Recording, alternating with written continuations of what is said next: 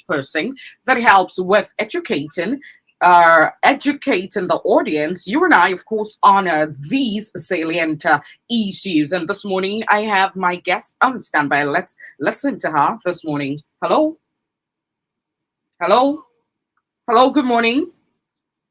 Good morning to you. A very good morning to you. You are welcome to the COVID Talks on Omega 101.7 FM. And this morning we're looking into routine immunization. We understand that vaccination is the term used for getting a vaccine. That is actually getting the injection or taking an oral vaccine dose. Immunization also refers to the process of both getting the vaccine and becoming immune to the disease following vaccination. But from your standpoint, yes, of course, we're going to start off with a proper introduction of your person. Tell us, what is routine immunization and why is it really important in Nigeria? Over to you. Thank you so much, my presenter. My name is Ms. Nkechi Omobunka, the State Immunization Officer, Anambra State. It's a very good topic we are here to discuss this morning, and I'm very glad to have you in this program this morning. Okay, routine immunization. As the name goes, routine means something you do, consistently from time to time, something that should be part of you, something that you do as a responsibility and as a necessity, for yourself, for your children, for your family. Routine immunization is a system whereby the mothers take their children to the facilities to get them immunized from birth to the age of 15 months. Okay. Go ahead. I can hear you. Hello? Yeah, go ahead. I can hear you.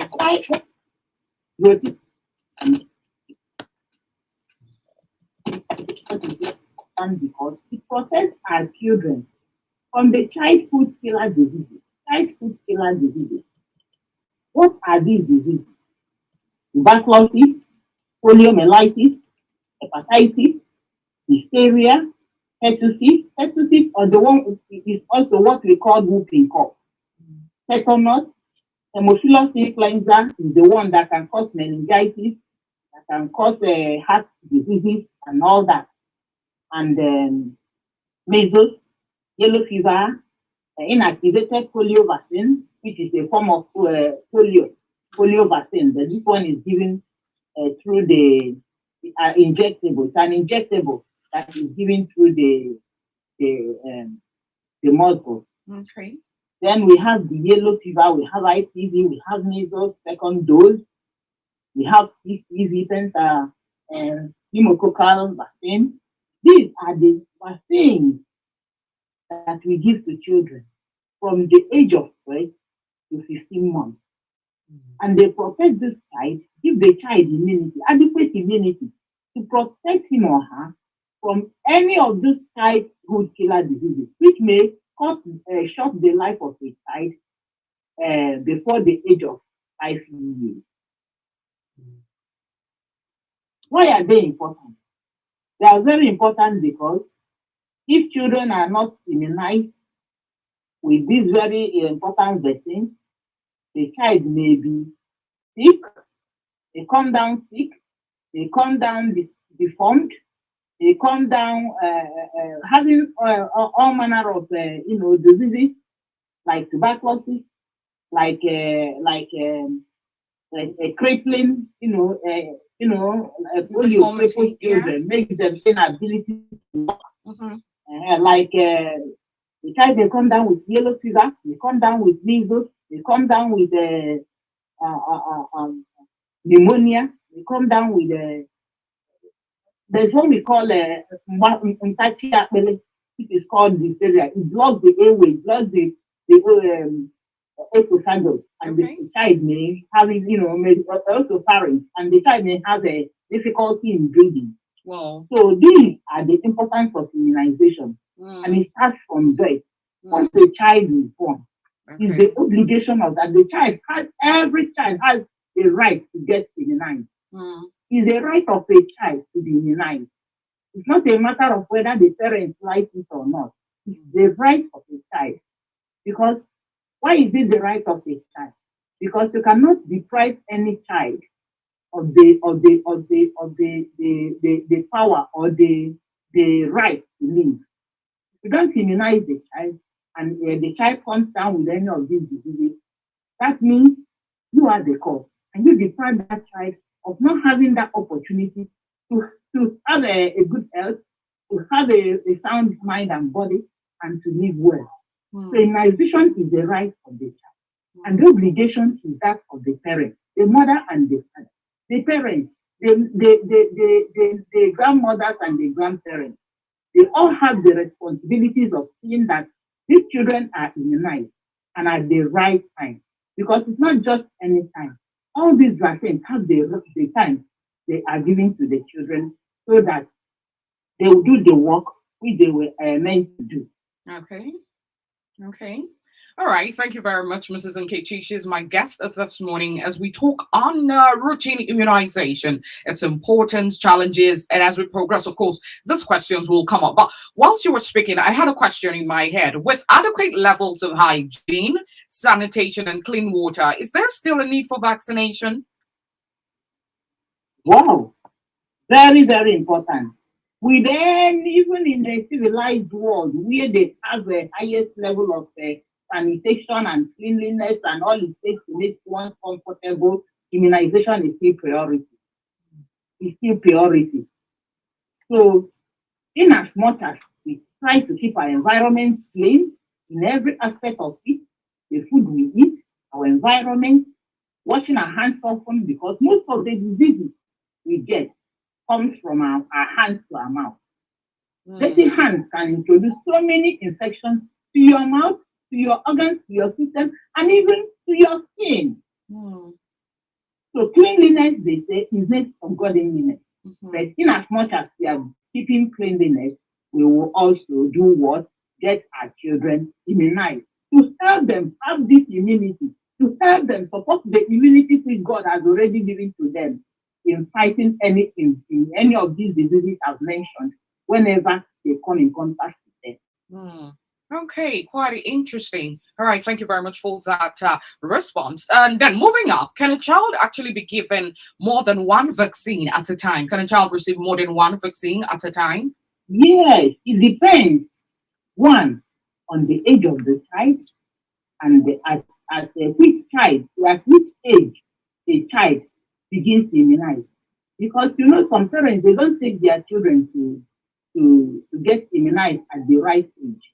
But whenever they remember to do that, or whenever there is the one we call SIA supplementary immunization, the one we move about immunizing children, dropping 2 drops of polio vaccine into their mouth. Yeah. Whenever you meet a child that has never been immunized for the type of her life, you still have the opportunity to immunize that child. So a child can get as many number of these antigens at the current age you need the child. Quite interesting, quite interesting. All right, it's Omega 101.7 FM, Mart Radio, your radio. The program is COVID Talks, and we're talking about routine immunization. Over to you, Mrs. Nkechi. Are there provisions for routine immunization in the law? Basically, what does the law say about routine immunization? Well, just like I said, I'm not a lawyer, but I know that immunization is the right of a child. Every child has the right to get immunized, to have that opportunity because it's free of charge. It's given to everyone. The importance make the government to make it free of charge. So that we don't have any excuse to say that you don't have the money. Partners support the federal government of Nigeria, UNICEF to be precise, support the federal government of Nigeria to ensure that these vaccines are available in the country because they pay more attention to anything that concerns children. UNICEF from primary school, I started hearing of UNICEF. Yes. Then they were answering United Nations International Children Emergency Fund or something like that. They care very much anything that concerns children and women. They are very, very interested in it and they support it to the core. So they ensure that these vaccines are given to our children free of charge because they brought the bulk, chunk of the money that is used to procure these vaccines into the country. And they ensure that it gets to every state in Nigeria and it is given to the children free of charge. Okay. So UNICEF is our major supporter for this routine immunization vaccine they supply, and then every mother should avail the child the opportunity. Every parent, every mother, every father, every grandmother and grandparents should afford any child the opportunity to get this vaccine because it is meant for them free of charge because the government knows the importance. They are right and should be given to them. Okay. Still moving up on the vaccine. I have a question. Will multiple, because you had actually stated that you could take several of it. Now, will multiple injections overwhelm the immune system? Can you actually get sick from vaccines? Because we've had experiences where kids get vaccinated and they develop fever, mild fever, and there are some reactions. Do vaccines also cause severe reactions? Every drug, even the paracetamol we take, even the least drug, even this vitamin C that we need, every drug, as I was told in my younger years, in schools, in higher institutions and even secondary school, every drug is a poison. You don't have to abuse any drug. No drug is without a mild side effect, without side effect. But it depends on the severity. As far as immunization is concerned, and the vaccines that are being used for immunization are concerned, there are no strong side effects that a child is expected to get from it. They may have a little side effects like fever, mild fever, which will, just, go on pass it out, and, without being noticed. They may have a light fever, small fever, kind of small pains, which you may observe from their maybe crying or something. But it's not like a severe thing. It just passes on out on its own, even without giving any drugs. Okay. But to be on the safe side, whenever there are such of them that will be given to parents, to ask them to take paracetamol so that if they notice the child is having a mild fever, they can even expose the child or they respond the child and the fever will quietly go out. Okay. You understand? Okay. So no drug without a side effect. But it depends on the severity. Okay. But as far as immunization vaccines are concerned, there are no strong side effects. Okay, thank you so much. At this point, I'll let you take a breather. We'll take a quick message from our partners and get back. And when we get back, of course, we're going to talk about you're in the field, the challenges you've encountered. If there's none, well, let's talk about it. And then ways to boost routine immunization in Nigeria. Let's take this quick message. I'll get back to you, Mrs. Nkechi, shortly.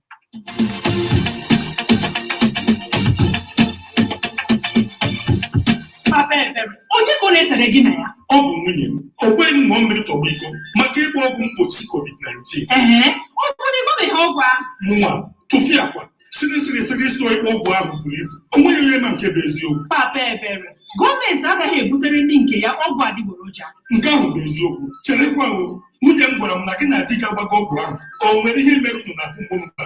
Mba, o nweghị. Mana ịma na ahụ dị iche iche. Ọtụtụ ndị gbagoro ọgwụ a, o nweghị ihe mere ha. Mana ụfọdụ nwere ike inwe obere ahụ ọkụ na ahụ mgbu ebe a gbara ha ọgwụ a, mana ụfụ ya bụ nwantịntị oge. Mba, nke ha abụghị n'usoro. Ihe ka mkpa bụ na ọgwụ a ga-echekwakwa gị n'ezinụlọ gị na ndị nọ gị nso ibute COVID-19 nakwa ikesa nje ahụ. Mama Ada, ị na-akọwa na ọ bụrụ na anyị gbaa ọgwụ a na anyị ga-enwe nchekwa ma gbochie onwe anyị na ndị ọzọ? Ọgwụ a bụ maka ọdịmma onye ọbụla. Ọtụtụ mmadụ amago ya. Imeela Mama Ada, mụ na nwunye m ga-eji gbaa ọgwụ a ugbu a. Ndị be anyị, ọgwụ mgbochi COVID-19 bụ n'efu. Ọ dị mma, dị ire. Gbaa ya ugbu a ka ị gbochie onwe gị na ndị ọzọ. Ma chetakwa ka ị na-akwọ aka gị na-eyi mgbochi imi na ọnụ na-enye ohere ma gị na mmadụ nọrọ. Ozi a si n'aka National Orientation Agency site na nkwado UNICEF. All right, 10 minutes accurately before the end of the program, COVID Talks on Omega 101.7 FM. My radio, your radio. My name is Dako Tsunami, and my guest is Mrs. Nkechi. We're looking into routine immunization and its importance in Nigeria. And at this point, the phone line's actually open for questions, clarity on any issue. But let's move up, speak further with our resource person. Now to you, Mrs. Nkechi, let's talk about the challenges you may have encountered on or off routine immunization. Over to you. Thank you, my presenter. Yes, it's a very good question. Challenges we encounter with our mothers. First of all, I wish to appreciate our mothers and caregivers, for being there for us. Anambra State has been known to do well in routine immunization. But, of recent, we started noticing dropout. We started noticing, rejection. We started noticing, refusal to immunization. And we are still wondering what may be the cause. And we are still doing our best to bring our people to where we used to be. Because when you look at our indices, our performances indicator. Our performances and with other states in the country, you will see that we, being the light of the nation, being the eighth state, are supposed to be, truly the light of the nation in everything. We are going down in immunization. We are going down in bringing our children out for vaccination, and we wonder why. So on this point and this note, I wish to plead to our mothers, our caregivers, our fathers, our grandparents, because most of them are also the contributors of, their daughters-in-law not coming to the facility to immunize. They, they will see at their own time, they didn't take vaccination and they were strong. Mm-hmm. But then their own time is not this time, because Exactly. there are so many diseases in the air. Yeah. And there are so many things, so many diseases around us. Mm. And what they eat then, some of us are not eating it now. True. Like these children of these days, they don't like vegetables. Exactly. They don't like beans. Yes. They don't like those things that will give them immunity. True. It's like it's in every family. Most of them don't like vegetables. But during our own time, your mother will do jabuba for you. Your mother will go allergy for you. Your mother will prepare so many things with the yam. Our children don't know what is called pure. They don't know what is called akele. These are the things our mothers ate in those days, our fathers ate in those days that make them strong, have natural immunity, True. and be strong. So today, Indomie, and of course, some will even cook the Indomie without anything, just a white Indomie for the children. You understand? Which is just a starch, ordinary starch like every other. They don't eat vegetables, they don't eat all those things. So the immunity of most children are very low, coupled with the hard economic situation of the country. So our mothers and caregivers don't think that the children can get their immunity by themselves. No, they cannot. That is why you will bring them out to get immunized, to give them that natural booster, that natural support, that natural immunity. Artificial immunity that will also go into their body and boost their natural immunity and help them to resist infection, to resist diseases, and be strong there for you. You know, when a family has good health, when there is good health in the family, the mother is strong, the father is strong, the children are healthy, there is joy, and you will spend less. True. In buying drugs. True. You spend less in going to hospitals. You spend less even you may even sometimes, because the child is sick, you will not go to the market. That day you will not sell anything. That money that would have come into the family will not come in. These are the issues and the challenges That's you true. get from not immunizing your children. True. So please, I advocate. I'm a strong advocate to the to Yes. the to the to the to the I'm a strong advocate to the point that all to get their children immunized. And Okay. even if there is any way our government can support it in a way of making it a policy that any child that doesn't immunize shouldn't be registered in schools. Because why? If you don't immunize your children, it's not only that you don't immunize that child. When that child catches any infection, the first point of call is to introduce it to other children in the True. school who True. have been immunized. Mm. Although they may not have the sickness may not be severe on them, but then you're fighting against what we are trying to present. Mm. So the major challenge we have is the recent refusal, which noticed among our caregivers, refusal of injections. Last year we had some outbreaks, measles outbreaks in some parts of the country, in Aya Melo, in Anambra West, and some children we are lost through measles, which is presentable. And it was then that the mothers learned that it's not necessary to immunize their children. They told this wife when they were asked to immunize their children, they may be saying, our fathers didn't take it and they were strong, my mother didn't give me and I was strong, and you forget that you as an adult can go out and get things and eat by yourself. You can go to the meeting and eat. You can go to market and buy something different from what you're eating at home and eat. But that child in the house eats nothing apart from what you have given to him. Yes. Thereby reducing the immunity. So the vaccines will go a long way to help this child to build the immunity, to help this child to have strong immunity, apart from what you are giving him, which I know in most families is not enough. The vaccine will do the work of ensuring the immunity of these children. Okay. So mothers and caregivers, please help us in this aspect. It's very important to us. Bring your children for vaccination. It shall be good well for you. Okay. Thank you so much, Mrs. Nkechi, for doing this with us today. And I would say do have a good weekend. Okay. All right. Thank you so much. All right, that's how far and how much we can take. You've heard it, as they say, from the horse's mouth. It is vital. It is necessary. Help yourself. Help the children. Coming up, of course, is the late Mega Morning Show. Mimi and the crew would be here, and several other programs lined up for you listening. It's Friday, right? Thank God it's Friday. My name is Dako Sanami. I make a return at 1 p.m. Good morning.